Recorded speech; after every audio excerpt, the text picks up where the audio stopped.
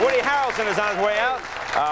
Cute little 6-year-old twins, Alex and Sam Schlegel, are here, and Chicago will perform as well. Good show tonight. My first guest, talented young actor who received an Academy Award nomination for his work in The People vs. Larry Flint, has a new movie called The High-Low Country. This, if you haven't seen a great Western in a long time, I thought this is really terrific. It opens in L.A. and New York on December 30th. Please welcome Woody Harrelson.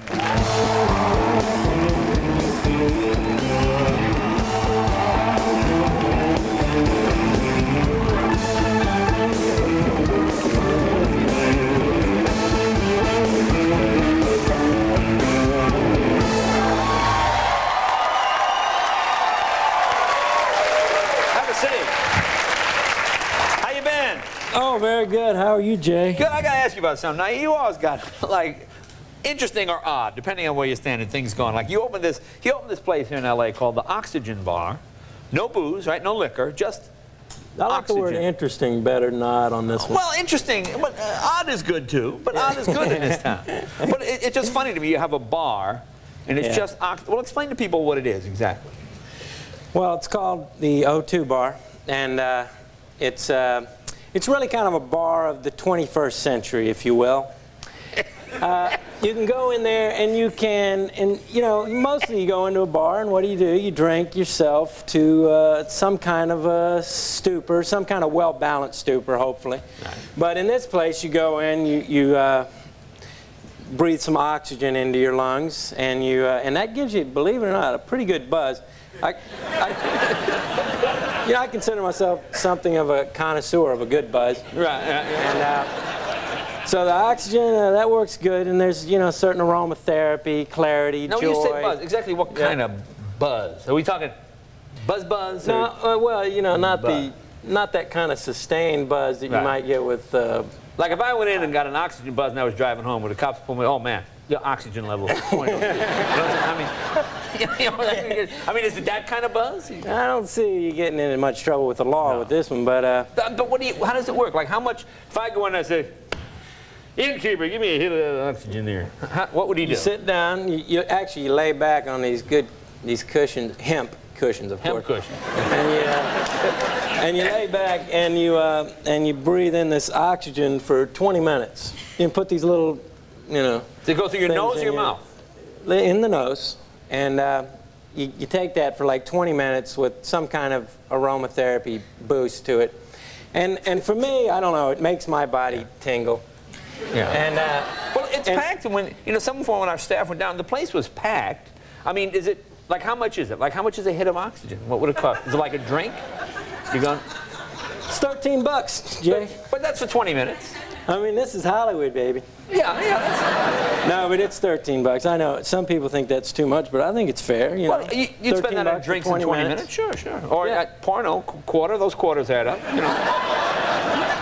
I don't know how many quarters you go through, but in my day through, I've been through a lot of quarters. Now I hear and then you get these herbal elixirs and all these different things that Dr. D, one of the owners, made. Dr. D. Now, is he? Dr. D. Okay, now I know Dr. Dre. He is not an actual medical doctor. Is Dr. D, is he a doctor? He is an actual medical doctor. Because do you have to be a doctor to administer oxygen? You kind of have to be a doctor. So we have that all taken care of. And he's a good guy. And so you get the herbal elixirs, and you get great food that is also living food. You know, I'm what you call a living foodist. A living foodist? Yes. So, I mean, if you're sitting in an anthill, you just eat them as they come up? I never thought about that. Yeah. That's what the Aborigines do. The Aborigines just sit there, eat them, fresh out of the hide. You can't beat it. Yeah. I mean, there's no telling what you do when you're really hungry, but I generally stick with fruits and vegetables, and that kind of thing. Now, do you steam them or you just eat them raw? Sometimes steamed, but mostly raw. Now, I know you were living in Costa Rica for a while. You still got a place down there? I like to hang out there, yeah. Now, weren't you living in like a hut or something? It was kind of a hut. Yeah. A wall-less kind of hut, yeah. How does a wall-less hut stay up? Well, actually, you know, you have these pillars. So like a pole.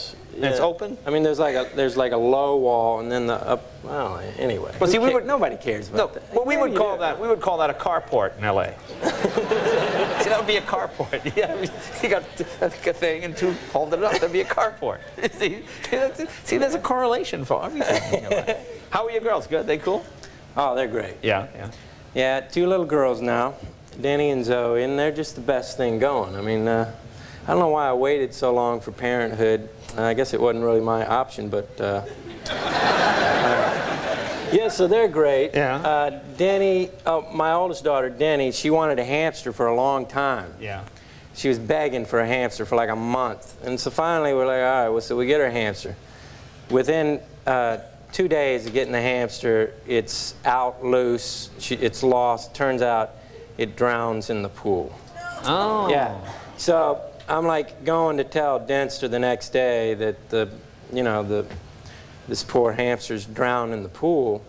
And I sit her down, I'm like, Dempster, my heart is breaking for her because, I mean, if any of you have kids, you know what it's like. She loved this, even 2 days she loved it. And so I'm telling her, your hamster drowned in the pool, right? And she's, of course, shaken, crestfallen. And so I'm like, so you want me to go, it was outside, you want me to go out and bring it in here for you? And she goes, no, I'll go out and get it. I don't want that thing stinking up my house. You seem to have adapted very well.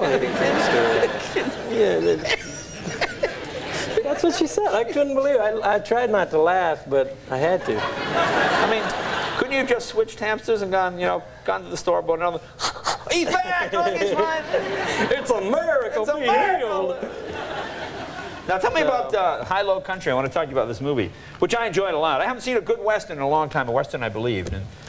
Well, I think it's a good movie. It's you got Stephen Frears directing, who to me he's an awesome director, and Billy Crudup's in it, Patricia Arquette, Sam Neill, Cole Hauser.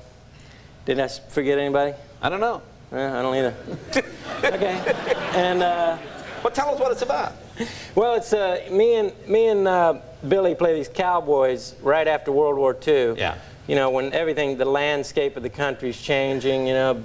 Certain people are like buying up all the ranches. Yeah, you just know these guys, their time is doomed, don't you? I mean, it's going to change. It's not the same long cattle drives. People are starting to use trailers and stuff, and so it's a changing time. But also, what really happens in the story, and it's a true story. Max Evans wrote this great book, and it's true.